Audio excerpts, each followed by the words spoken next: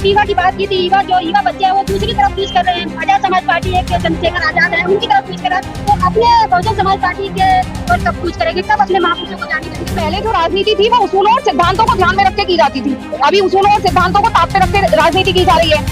तो युवाओं को ही मैं ये फिर से दोहरा रही हूँ बात कि युवाओं को ही हमें, हमारे जितने भी बड़े बूढ़े हैं, जितने भी बड़े लोग हैं, ये जितना भी बहुजन समाज का संघर्ष है, बहुजन समाज पार्टी का संघर्ष है, ये युवाओं को ही बताना है। और जब बताएंगे नहीं, हम लोग अपनी लाइफ में बिजी हो जाएंगे, तो बताओ युवा तो गलत तरफ भागेगा ही।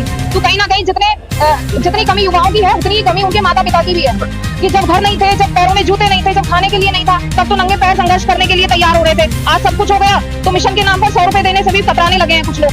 तो ये संघर्ष उनके लिए जरूरी है कि अगर मुझे नौकरी मिल गई है तो वो सिर्फ मुझे मिली है, मैं ये ना सोचूं वो नौकरी मुझे मिली है तो उस नौकरी पर, उस कमाई पर समाज का भी अधिकार है, क्योंकि इस समाज की वजह से मैंने नौकरी पाई है। तो जब ये सोच होगी सब में, तो ये मिशन भी मजबूत होगा और पार्टी भी मजबूत होगी और युवा भी इसी तरफ आएंगे। लोग 5 किलो में साड़ी में पिट जाते हैं। समाज का और युवाओं का ये आरोप रहता है कि जब कभी दलित पे उत्पीड़न होता है तो वहाँ पे आजाद समाज पार्टी के जो मुखिया हैं चंद्रशेखर रावत, वो तो दिखाई देते हैं, लेकिन ग्राउंड पे, रोड पे कहीं पे बहुजन समाज पार्टी दिखाई नहीं देती। उसके बारे में आप क्या कहना चाहेंगे कि वो लोग भ्रमित हैं या जानबूझ के? ऐसा बहुत आरोप लगता रहता है कि बहुजन समाज पार्टी बीजेपी की बी पार्टी है, बी टीम है, उसके बारे में क्या कहना चाहेंगे? देखिए, आपका समाज जब इलेक्शन का टाइम आता है तो वही आपका समाज 500 रुपए में और दारू में अपना वोट बेच देता है, उसको लेके क्या कहना चाहेंगे? 2027 हमारे यहाँ ऐसा होता है। देखिए,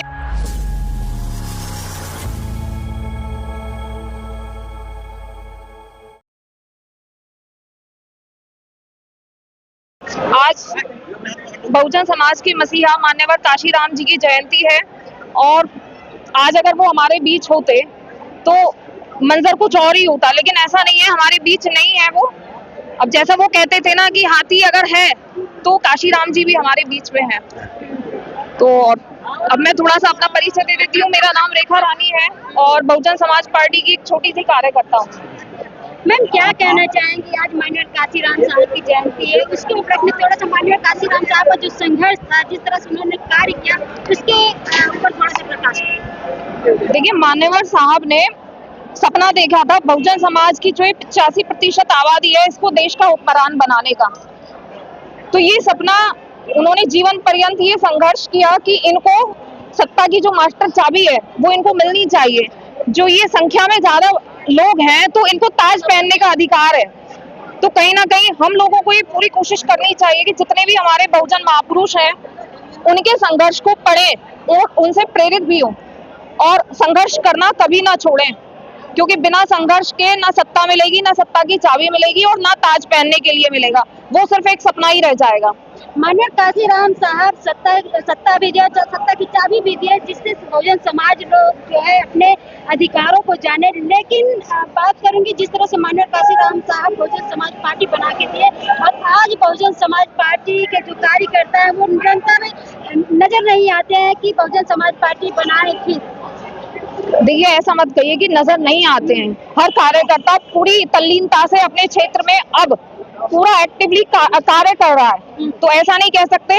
और रही बात 0-1 सीट की, या ये कहते हैं कि 0 पे आ गई बसपा, तो ये जो समय है ये हर पार्टी ने, सत्ताधारी पार्टी ने भी ये समय देखा है। तो 2012 से मैम लगातार ग्राफ गिरते नजर आ रहा है, उसका मेन कारण क्या है, क्या वजह है?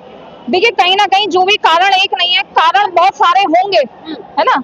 तो अभी हमें उन सारी कमियों से, गलतियों से आगे बढ़ना है कि दोबारा वो कमियां ना दोहराई जाएं और अपनी जो एक ऊर्जा है उससे पूरी तरह से परिपूर्ण होकर मैदान में फिर से जाना होगा, लोगों के बीच में जाना होगा, उन्हें बहन जी के काम गिनवाने होंगे।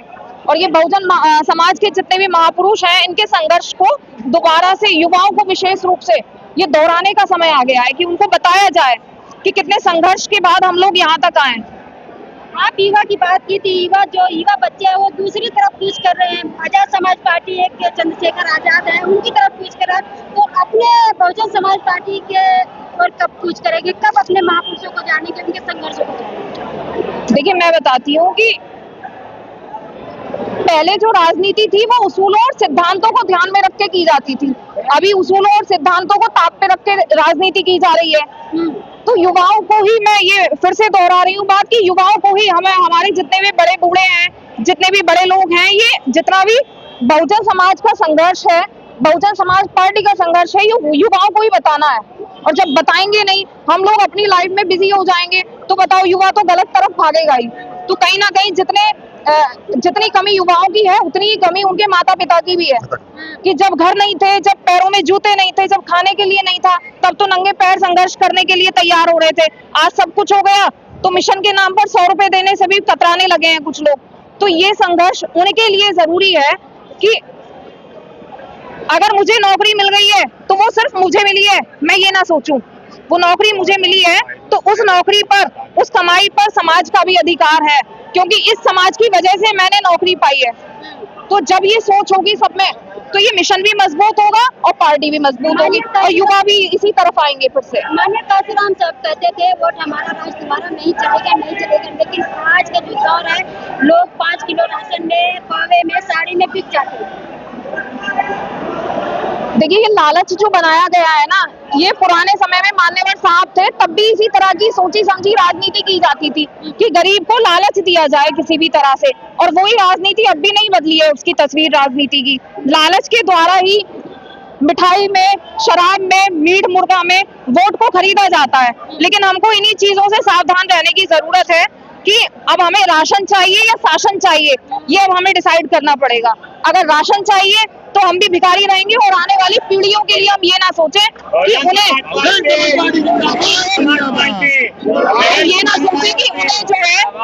उन्हें नौकरियां मिलेंगी और उनके सिर पर ताज सजेगा।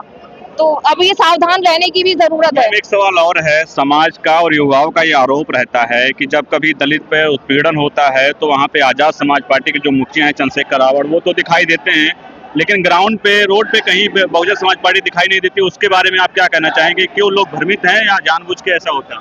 देखिए लोगों को ये भ्रम हो रहा है। अभी मैं बहुत सारे ऐसे नाम गिनवाऊंगी जहाँ पर बहुजन समाज पार्टी ने बिना दंगा करवाए, बिना हाँ उल्लड़ के सारे केस जो है वो सॉर्ट आउट कर दिए। तो दंगा करवाना हमारी बहुजन समाज पार्टी की नीति नहीं है। शांतिपूर्ण तरीके से बहन जी के समय भी और मान्यवर साहब के समय में भी और आज भी, भले ही एक सीट है हमारी, लेकिन अनुशासनहीनता बिल्कुल बर्दाश्त नहीं की जाती है। तो दंगा करने वाले जो लोग हैं वो ये समझिए कि दूसरी पार्टियों द्वारा उतारे गए एजेंट हैं, ये समझिए। क्योंकि जो सच्चा कार्यकर्ता होगा, सच्चा पदाधिकारी होगा बहुजन समाज पार्टी का ना, वो दंगाई हो ही नहीं सकता, वो उग्र नहीं होगा कभी भी, वो तरीके से कानून के हिसाब से काम करेगा।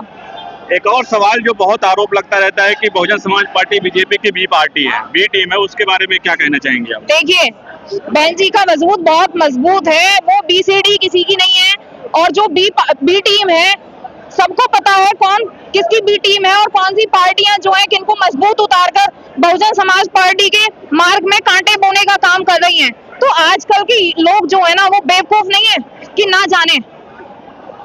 तो बहुत ज्यादा कमियां क्यों गिनवा रहे हैं आज के दिन बहुजन समाज पार्टी? कमियां हैं जरूरी है। देखो आप लोग ही तय करेंगे कि 2027 में क्या होने वाला है। अब आप अगर आप अपने लोगों को नहीं बताएंगे तो कमियां तो पकड़नी पड़ेगी ना। सारी अच्छाइयां बताना तो अच्छी बात नहीं, मीडिया का काम क्या है? आप कमियों को ही तो हम बाहर लेके आएंगे। देखिए चर्चा नहीं करेंगे तो कैसे? ये कहती हूँ कि कमियां सब में होती हैं, हर पार्टी में कमियां होंगी, मेरे अंदर भी शायद कुछ कमियां हो, मुझे ना दिखाई पड़ रही हो, लेकिन हमें उन्हीं कमियों से सुधार करके दोबारा आगे बढ़ना है। अभी बहन जी ने बोला है ना कि हाथी की मस्त चाल चलते रहिए। विरोधी जो पार्टियां हैं वो कांटे बोने का काम करेंगी। वो मान्यवर साहब के समय में भी कांटे बोती थी, आज भी कांटे बो रही हैं। बहन जी के लिए राजनीति करना आसान नहीं था, पूरे जीवन भर में, पूरे जीवन भर उन्होंने राजनीति की।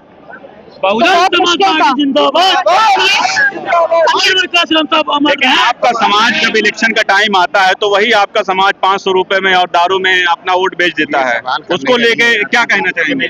2027 नहीं वो लोग पूछो, हमारे यहाँ पे ऐसा होता है, बताएं। ऐसा नहीं होता। देखिए सब समय एक जैसा कभी नहीं रहता, कि जो लोग दारू में और शराब में बिक रहे थे वो अब भी बिकेंगे जरूरी नहीं है, ठीक है? तो अभी थोड़ा सा धैर्य आपको भी रखने की जरूरत है और थोड़ा धैर्य पूर्वक हमें भी जमीन पर काम करने की जरूरत है, ठीक है?